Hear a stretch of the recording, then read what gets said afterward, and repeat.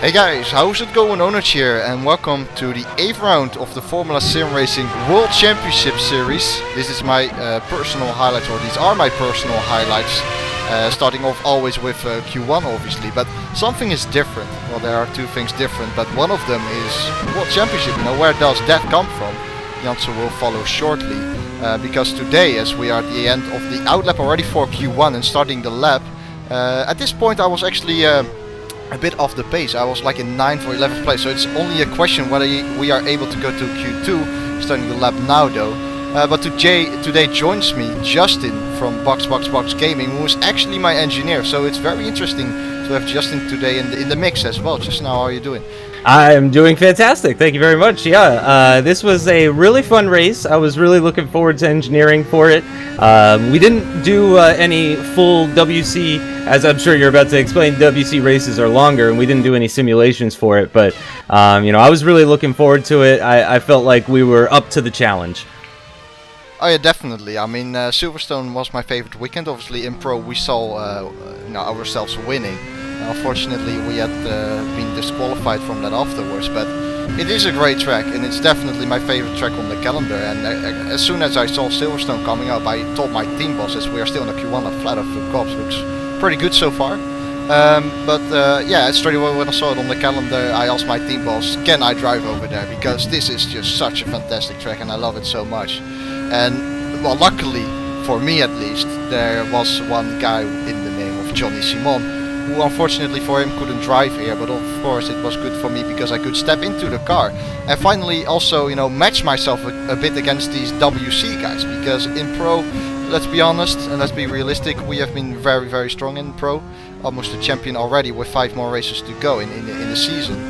Completed the Q1 lap over here. It was enough for Q2 in the end, so that is good.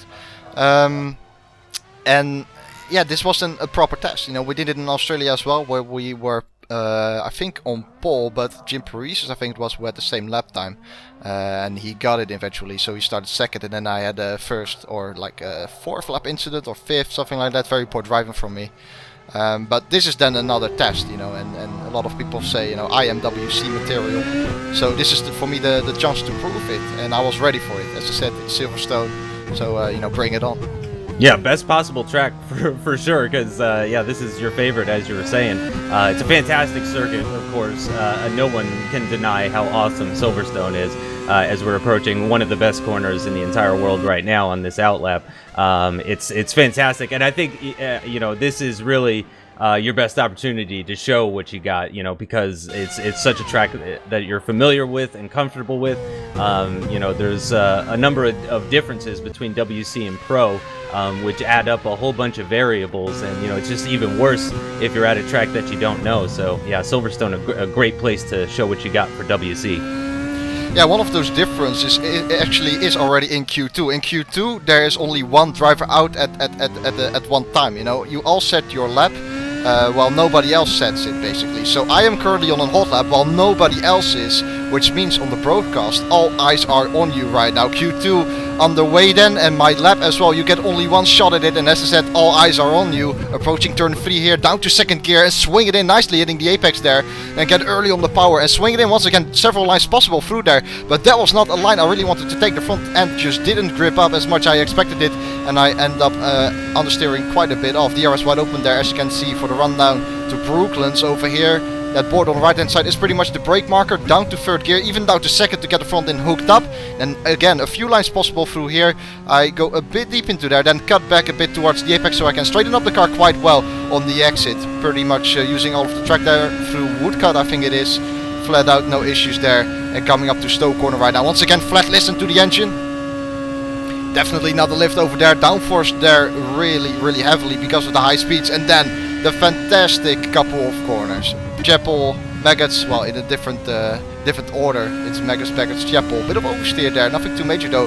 Could have been a little bit better, but definitely not bad. I was actually almost 2 tenths up at that time, and when I saw that time popping up, I knew I was on such an awesome lap. Swinging it into Stoke corner, you can see the smoke coming from the tires.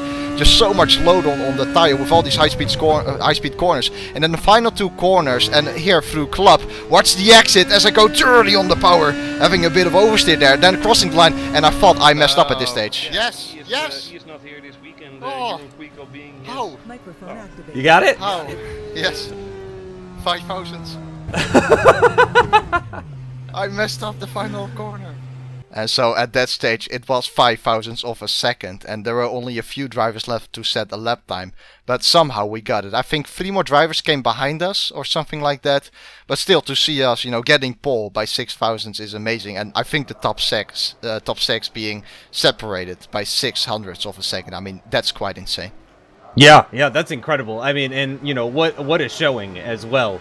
You know, but of course now comes the very long race. You know, longer than a pro race. So this is where the real action starts, and this is really where, I mean, yeah, all eyes were on you in qualifying because you were the only car out on track. But once again here, all eyes are on you because you're leading this train of world championship 20 drivers guys behind you. Well, not for long. If I don't nail the clutch, then I'm gonna be dropping like a stone. But we'll try. Yep, we want experience, so you know, obviously be very careful if you do get swarmed. You may want to protect the inside line just to avoid, you know, getting sandwiched on both sides. You know, better to have 2 people on your outside than to have someone on your outside and someone on your inside. Yeah, so that was sort of my suggestions. It is all suggestions. You know, everything is ultimately Onage's decision. He's sat in the pound seat. He's the one that has to make all the decisions as he's slowing down a little bit, coming out of cops there to back up the cars a little bit.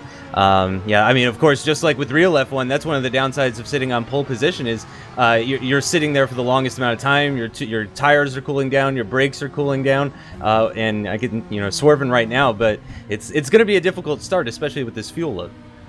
I didn't do a single start with the WC fuel load basically, so my first gear wasn't set up correctly at all, and I knew it was going to be really tough, and I had to be some kind of lucky, you know, to still be first after the first corner, in my opinion.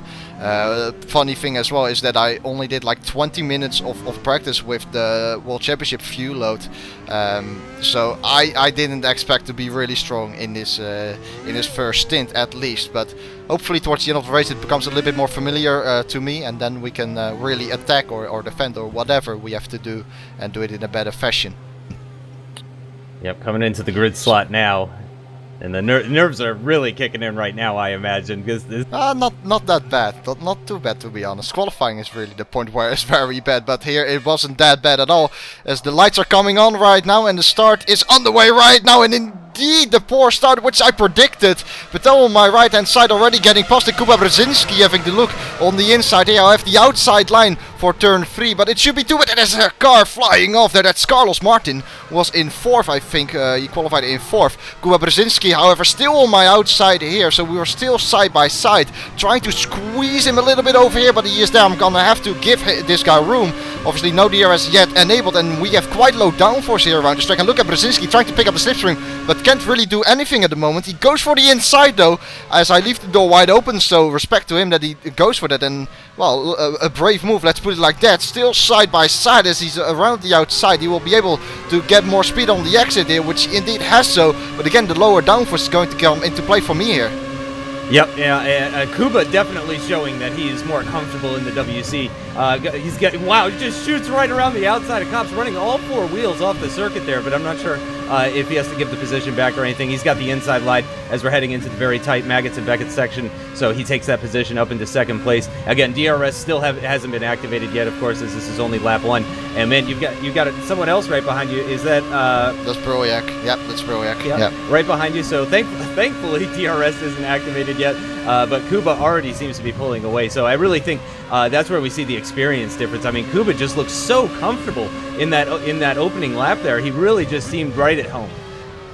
Yeah, that's true, and obviously I'm a newcomer to this, you know. I need to be careful because these guys obviously racing for a championship position. I do not want to take these guys out, you know. I have that in my mind as well. I cannot afford to crash here while these guys are all in a big battle for a championship. So obviously I want to pick up as many points as possible, but I need to use my head as well. So we have to look at the replay here. This is from Patel point of view, I believe. Brilliak, I think. Yeah, Brilliak. Yeah, sorry, Brilliak, yep.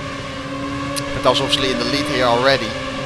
Kuba was not that far alongside me here anymore. In fact, he was already behind me. But then again, I leave the door wide open because I wanted to have the inside light for this corner over here.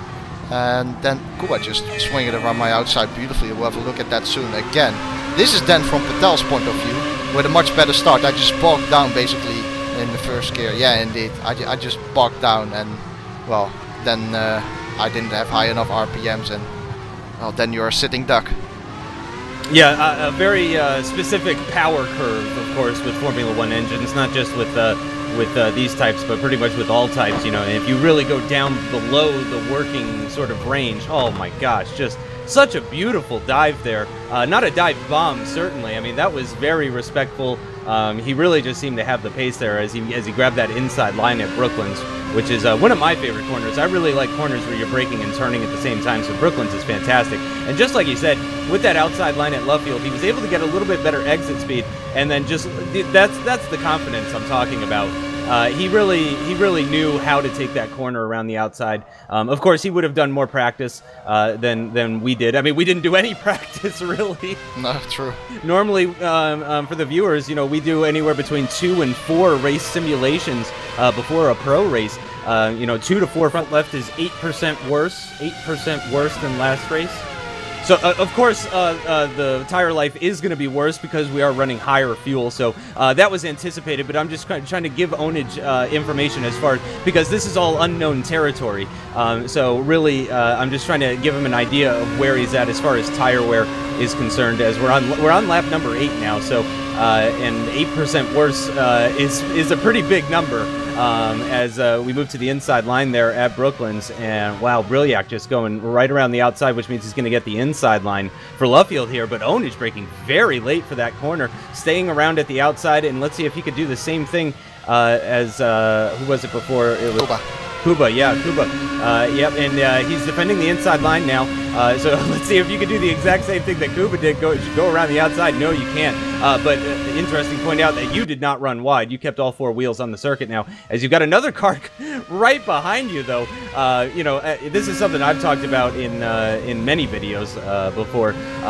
Racing drivers really sort of they smell weakness, and they're going to try and find a gap for us and pitch you early if we need to. If you give me a couple more laps, I think I got a gap for you. Okay, yeah, so I believe I've found a gap for him, and it looks like we're approaching the pit stop phase here, so hopefully we can protect this podium position as we're down into 3rd position now.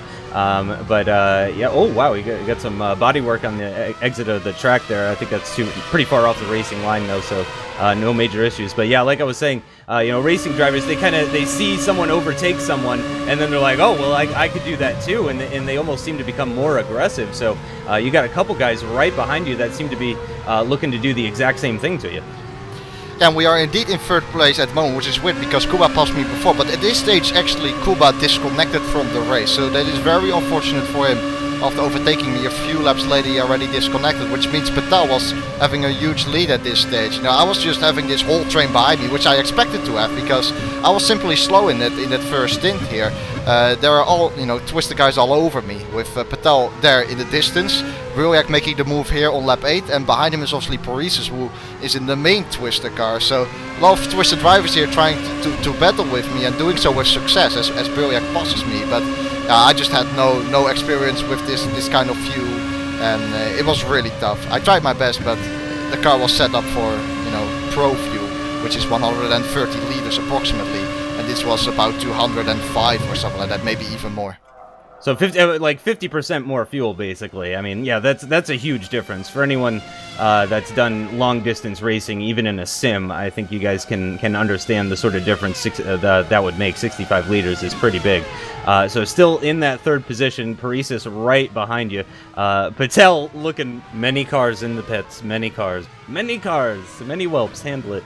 Patel looking like a very comfortable lead for him, and Brilliac as well starting to pull away. I'm not sure if he's closing down on Patel just yet, because that gap did look pretty comfortable. But yeah, it's a pretty big gap to you. Oh, I thought you were missing the apex there, but no, that was just a very late apex that you were taking. And then once again, sort of double apexing Lovefield, which is... Okay, boxers lap. I think Twister will bring their cars in soon as well, so boxers lap. Copy. Medium or hard, what do you think? I would say medium. Yep, I agree. This fuel level is unfamiliar to you. I'd say stick with the medium for now. Yeah, and I, of course, I think that's a good choice because we both thought it was a good choice.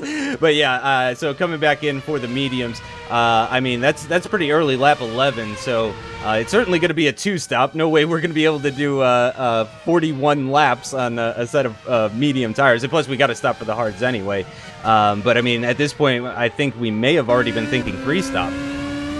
Oh yeah, definitely. I mean, it's really rare that you see a 1-stop in WC. Like, that's almost a no-go. It's just about slowed down enough for the pit entry line there. So in the pit lane then, it does look like some kind of 3-stop at the moment. Lap 11 of the race we are in. No promises about the gap when you come out. That didn't sound very confident. That did not sound confident, but it was quite a hectic race. We talk about it afterwards as well. It was really hard for you to find gaps because most cars were really close to each other. So pit exit here, lap 12 of the race. There's a car in front of us which seems like a teammate, and I rejoined just in front of, who is that? It must be Bigazzi or Kostadinov. I think it's Kostadinov. So in front of Kostadinov, who is on a different strategy. Done. Very nicely done. You got Satherley and Burljak ahead of you.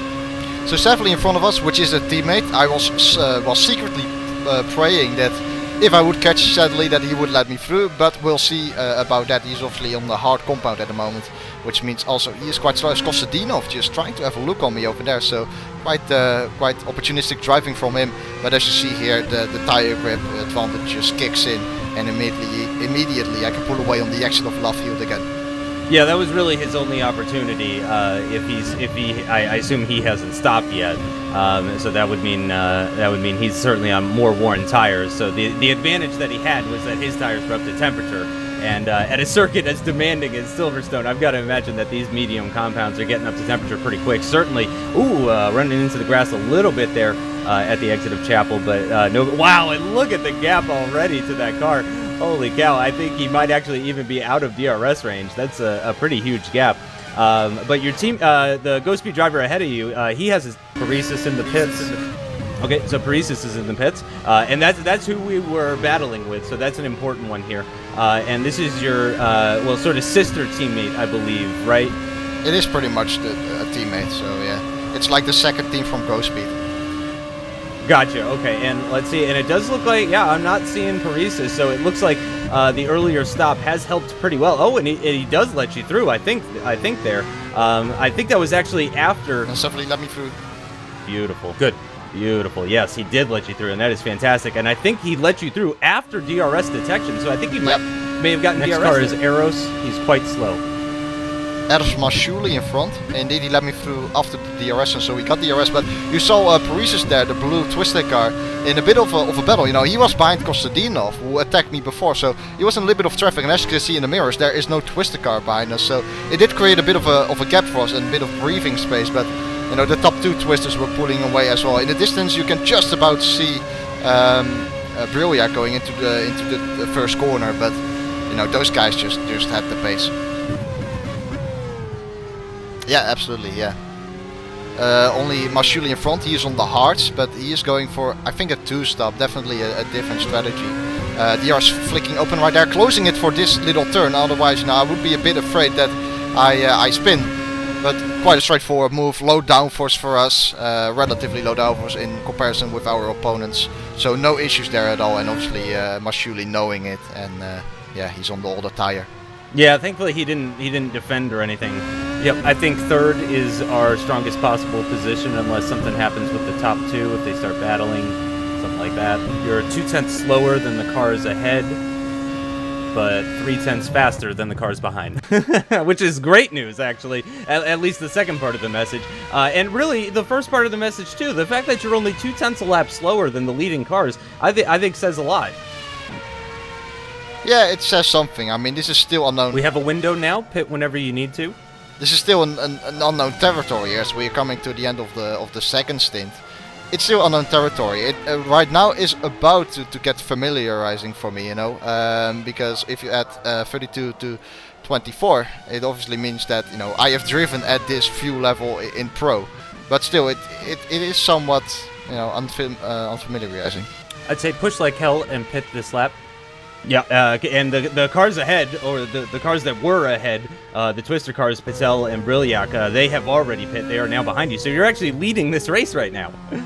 Yeah, I'm leading this race, but obviously I still need to pit. But I was wondering, you know, what can I do in, you know, from next stint onwards? Because then I know what kind of grip I can expect from the car, and that's really where I wanted to try to push and see what we could do. At least try to keep it in third, because I would have absolutely loved it if we could keep it in third and finish on the podium. That would be so amazing. But I need to battle really hard because I know Prix is potential. 41 front left. I need to pit this lap because I'm getting a lot of honesty now. Yep. We should come out in 5th. Medium or hard? Go ahead, put on the hards. Put on the hards. Copy hard. So hard tire. Yeah, you should be, as you said, you know, this is territory that's a bit more familiar for you, so it should be all right going onto the hard tire, and I think that gives us the option. Yeah, that's what I was thinking, because I wasn't sure if we were going to need to run 2 hard stints to get to the end or not. I really just, I wasn't really sure, so I figured put on the hards now, and then maybe we put on another set of the mediums later. Yeah, I think that's the right call.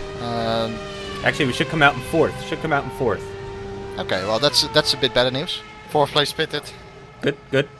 In that case, it's going to be third. Yep, absolutely. So that's pretty fantastic. We're third.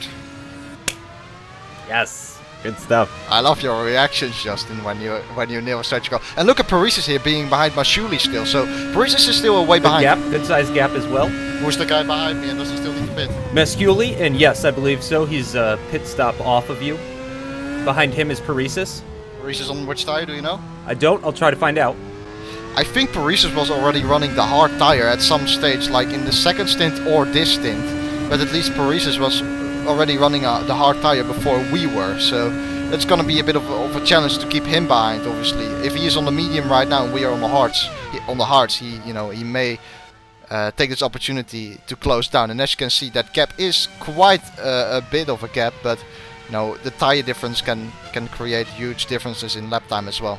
Yeah, especially at a circuit like this one, that's you know, so tire dependent and stuff like that. I mean, you're turning for a lot of the Silverstone circuit. You know, there's not huge. Parisis is slowing down. He's not catching you as much now.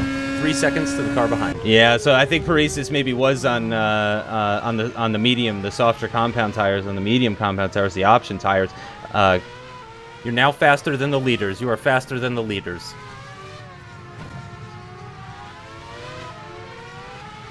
If he was catching you and then stopped, you know, started slowing down, then yeah, and there we see it. He is on the medium tire, so his tire is starting to wear down now. So this is really good. You've got quite a gap, and it does seem to me when we took a quick look at Brilliac and Patel there, it seemed like Brilliac is actually catching him. Oh yeah, he was catching him definitely.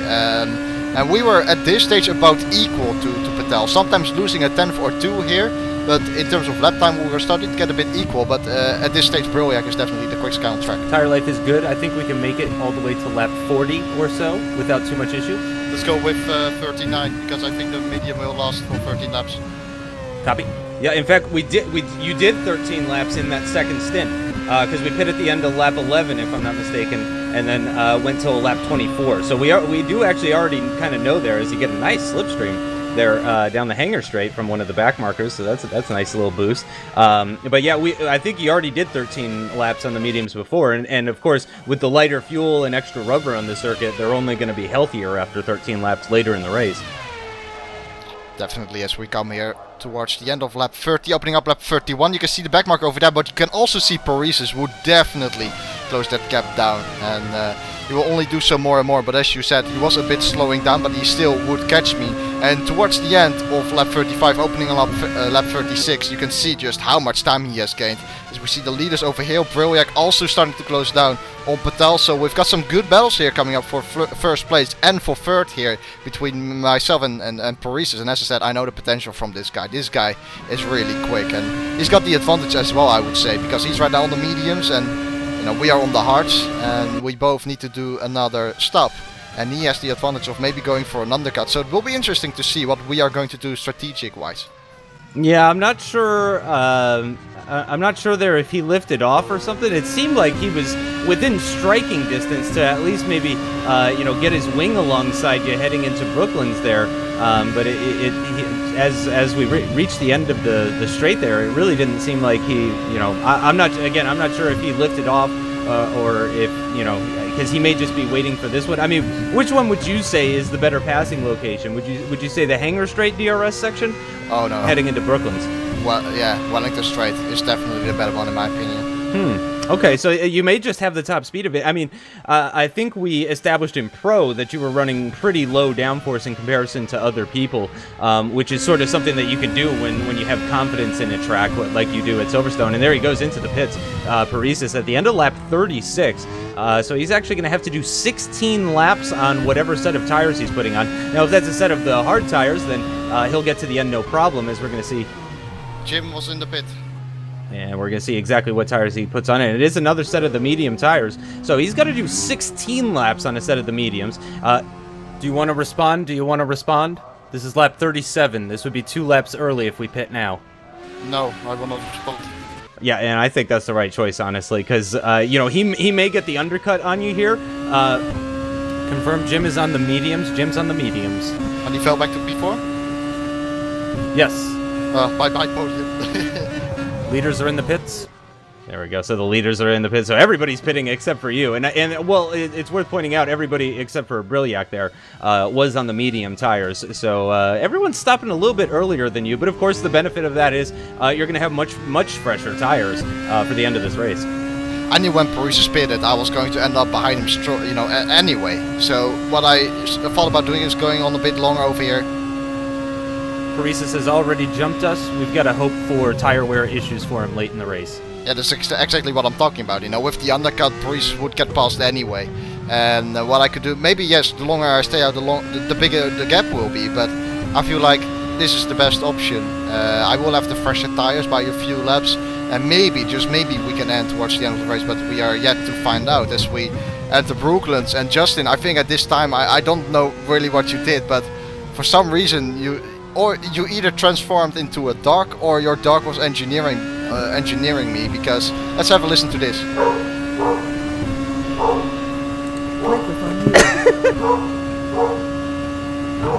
That's the new engineer. That's my bad. No problem, man.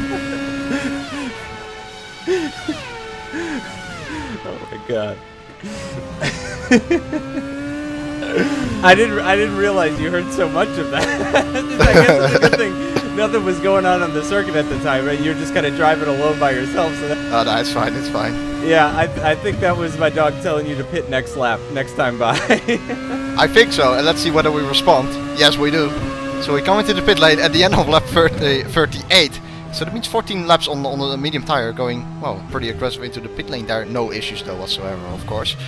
Finding the pit box, which is right here, and then flicking on that medium tire. The Twisted guys are already flying by, but the question is, where is Paris and how big will that gap be? Is that gap too big? I think I can match James' pace.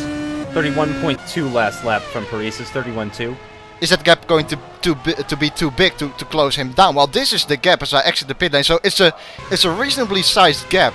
Jim has done an awesome job at pulling away this much, because look at that. That is definitely quite a big gap, especially with 14 or 13 more laps to go in this race. That's not easy to close down, especially not when your opponent is called Jim Paresis and a Twister. Another 4/10 last lap.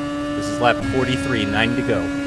All right, so closing them down though. Like I said, there are 9 to go. Well, it's actually 10 to go. I got my numbers wrong there because we just finished lap 42 of this 52-lap race. So 10 laps still to go. And I think I said 4/10 there was to close on him last lap. So, I mean, that's a pretty big amount. I mean, Once you get into DRS range, of course, that helps a little bit. But then, of course, you're also in the dirty air range. I guess that's a good segue. How would you say it is following somebody at the circuit? I mean, you do have the fresher tires by a number of laps on him, but is the dirty air effect pretty bad? Around a track like this, you definitely do notice it with all those high-speed corners. That's why I don't preferably want to pass down Hangar Straight, but preferably Wellington Straight, because over here, Max Verstappen Chapel in dirty air is just, you instantly lose 3 or 4 tenths, and it compromises your exit speed as well out of here Chapel for this straight. So it's really difficult to overtake over here. That's why I said Wellington Straight. So it is possible, definitely, but you also need to be clever, like I did in Pro with Wengler. I overtook on the inside of turn 4, I think it was, just putting my car on the inside there, being aggressive, and then he needs to leave room. That is something you also could do, and then you pick up DRS as well for the Wellington Straight. So you need to be also a bit clever and try to make your opponent crazy, in some way. Make sure that he knows that you're in the mirror and trying to pass him. But that blue car, or purple, whatever, I'm colorblind, in the distance, that car on the horizon is becoming a bigger and bigger dot. Over here we see the battle for the lead, but we're still closing down. But there is Paris and there we are. So it's still quite a big gap, but I visually could see that I was getting closer and closer, and that was something I was really, really excited about, because, oh boy, what did I want to get that third place. Yeah. I mean, as with really with any sport, psychology is very much a part of racing, and not just the psychology of your opponents, but your own psychology. And it's such a boost to your morale when you see, just like you said, when you see that car getting bigger, you see them closing down, you hear your engineer telling you how many tenths faster you are each lap than him, and of course the tires are fresher, but he's also going to hit the cliff earlier. So correct me if I'm wrong, but I think actually as the laps go on, that the amount of tenths that you are faster than him should actually increase. So of course, your tires are getting worse, but his are approaching, the cliff. So when that happens, I mean, then you're going to be quite a bit faster. Oh yeah, you're absolutely right. I mean, I have the advantage right now, but what you should also keep in mind is that Paris had to do 16 laps, and a driver like Paris also knows, 16 laps on the medium, I can't, push 6 tenths faster last lap, 6 tenths. I can push to the absolute maximum because my tires will be absolutely destroyed. While me on the other hand, myself, I was pushing extremely hard, so that kind of compromises the tire percentages left, so yeah, I think Paris was pushing, of course, but not as much as I was probably doing, because first of all, front left is at 69. I'll just keep on going. I mean, we don't have a lot to lose. Huge gap to P5. Yep, exactly. Because Jim, he knows it. He cannot go, crazy on those tires. He needs to do 16 laps, which is not impossible, but it is quite a bit. While we are on the other end, yeah, exactly. While we are on the other end, just absolutely pushing like crazy at the moment.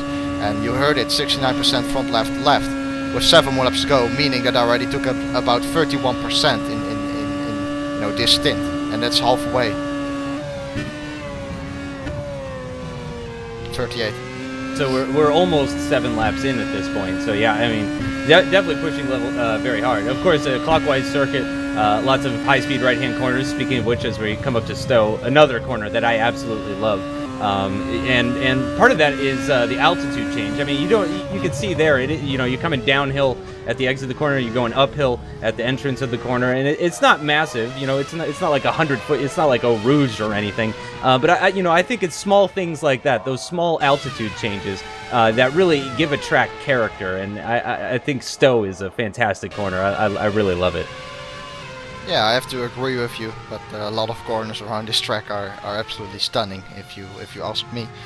Meanwhile, the gap to Paris is white flag this time by. White flag this time by. Just bring it home now. Just bring it home. 41 front left.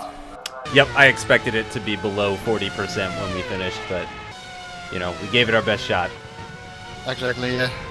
But then, unfortunately, at the end of lap 52, skipping quite a long way ahead, it is quite a big gap. And we definitely tried it, and we came quite close. I think I was about 1.8 seconds, but then I just dropped off. And as you heard, 41% front left. That is not a lot. And immediately, in 2 laps time, Jim pulled away quite a bit. I even went off track on the exit of Chapel. Some good points though. A lot more points than the rest of GhostSpeed. Yeah. In fact, you are the only GhostSpeed driver in the top 10. Looks like Patel's gonna win, just barely. So yeah, only I mean, I think that says a lot. I mean, to come in and replace Jonny Simon and grab 12 points for the team when no one else would even scored points. I mean, I think that's great. That's great. Yeah, definitely. But yeah, I got lucky then. I started from pole as well, but I was really happy that I could keep it clean. Disappointed at the same time because I was so desperate for that podium place, and that was the target, and that would be absolutely amazing. I think it was possible as well, but Prix had the speed and he also had the intelligence, so he deserves to be on the third step of the podium, and I will gladly take fourth, although it is a bit of a disappointment because it could have been third as well. But nonetheless, I'm happy. As we skipped to Paris's car, I had to edit it out, but I forgot. Paris is in third then and takes home that place, and we come fourth. Ooh. Yes, good job, man. Congrats. Very well done. That was the best race in terms of like engineering information and stuff like that. It was really useful, things you said. Thanks. Yeah, it wasn't easy, obviously, not having any simulations to go off of, but yeah. It was tough finding gaps too in the beginning. Like everybody was 2 seconds apart. Like there was no gaps bigger than 2 seconds for a lot of the race. Greco in the end 6th. He was in a 3-way battle for 5th position behind you. I think that's sort of what contributed to the size of your gap as well. Oh yeah, I got lucky. I got really lucky because everyone behind me had better pace in the beginning. Oh really? Yeah, Yeah, you're of course. right. I had the whole train. And the end wasn't that bad anymore, but at the beginning I was definitely really slow. Shame that we couldn't get a podium, but at the same time he was quicker. Yep, and you weren't far off the podium at all in terms of time, And I mean, you definitely kind of let off at the end there. You were within 2 seconds basically of a podium, in my opinion. I think that's a good result, honestly. For not doing any real meaningful practice, I think that's a good result. Yeah, what's interesting is in WC, WC Twister has been dominating. They were quite strong in qualifying the whole time, but also race, especially in the race. Twister is so super strong during the race, and so were they here. But we see Twister 1, 2, first, second, third, I should say, but we are then in fourth. I guess just best of the rest. But Twister once again was just untouchable. I mean, these guys are so quick, and I have an unbelievable season here at the moment, and throughout the whole season so far they have just been outperforming everyone, mainly in the race. So I think yeah, go ahead. Down in 12th, so I mean he was a minute 10 off the leader, and you were only 16 seconds off the leader. So yeah, I think it's one of those situations where we really just got to focus on the positives, and I think we did that. Yeah, I definitely agree with you. Burek in the end did a 130.8 as a fast lap. We said a 131.0. Paris had a 0.2, but obviously Paris had quite shattered tires towards the end. But I think that it's pretty much it. I mean, we had a very good first quali lap in Q1. Then also in Q2, obviously, which put us up on pole position, even with that mistake, which definitely cost me at least a 10th. So I made it a bit too close, probably. I hate to, I mean, just maybe I'll just mention this for the viewers, really. I hate to try to make excuses, quote unquote. But I mean, you did do an entire pro race right before this. So this was your second race of the day. I think, I would be pretty tired after just one of these races, and to do them almost back to back. I mean, there really wasn't much of a break between them. I'd say, that's a pretty darn good result. Yeah, there wasn't. And in between, I also had to try to practice for WC with high fuel. As I said, I only got 20 minutes of practice on 200 plus liters. So, yeah, nonetheless, excuses are out of the way. I mean, top 3, well deserved. I think our 4th position is also well deserved. There's a 20-second gap to Bigazzi, who was in the end 5th. But then the first stint, as I said, I was just so slow. It was unbelievable. And I had a train behind me. Roek in the end got past. But then we started to pick it up a little bit more towards the end, as expected. I mean, we both expected that, so that's not really all that weird. And then just, I guess we took it home, although we also tried to fight for that third spot. And I think you showed, and this might be the most important thing, well, maybe second most important thing.